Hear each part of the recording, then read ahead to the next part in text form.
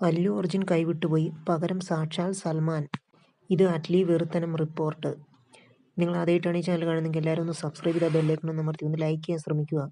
ചുരുക്കം സിനിമകൾ കൊണ്ട് തന്നെ ഇന്ത്യ മുഴുവൻ ചർച്ച ചെയ്യപ്പെടുന്ന സംവിധായകനാണ് അറ്റ്ലി. രാജാ റാണി എന്ന തമിഴ് സിനിമയിലൂടെ കരിയർ ആരംഭിച്ച അദ്ദേഹം ഒടുവിൽ ചെയ്തത് ഷാരൂഖ് ഖാനൊപ്പമുള്ള ജവാൻ എന്ന ബോളിവുഡ് ചിത്രമാണ്. പിന്നാലെ അറ്റ്ലിയുടെ അടുത്ത ചിത്രത്തിൽ അല്ലു അർജുൻ നായകനാവുമെന്ന റിപ്പോർട്ടുകളുണ്ടായിരുന്നു. എന്നാൽ ഈ ചിത്രത്തിൽ നിന്ന് അല്ലു അർജുൻ പിന്മാറിയിരുന്നു. ഇത് വാർത്തയായിരുന്നു. എന്നാൽ ഇപ്പോൾ അറ്റ്ലി സൽമാൻ ഖാനുമായി ചേർന്ന് ചിത്രം ചെയ്യുന്നു എന്നാണ് പ്രചരിക്കുന്ന വാർത്തകൾ.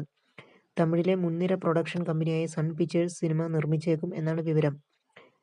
AR മുരുകദോസ് സംവിധാനം ചെയ്യുന്ന സിക്കന്ദറിന്റെ തിരക്കിലാണ് സൽമാൻ ഇപ്പോൾ. ഈ ചിത്രത്തിനായി ബിഗ് ബോസ് OTT അവതരണം പോലും സൽമാൻ ഉപേക്ഷിച്ചിരുന്നു. അതേസമയം അറ്റ്ലി ചിത്രം അടുത്ത വർഷം ഷൂട്ടിംഗ് ആരംഭിക്കുമെന്ന് പ്രതീക്ഷിക്കുന്നുണ്ട്.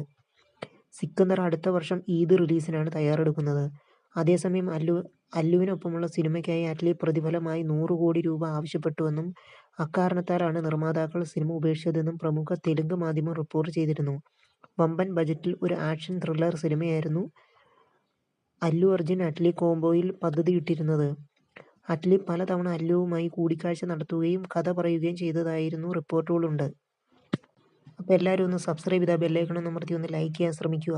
അതോടൊപ്പം തന്നെ ഒന്ന് കമൻറ്റും ചെയ്യുക എല്ലാവരും.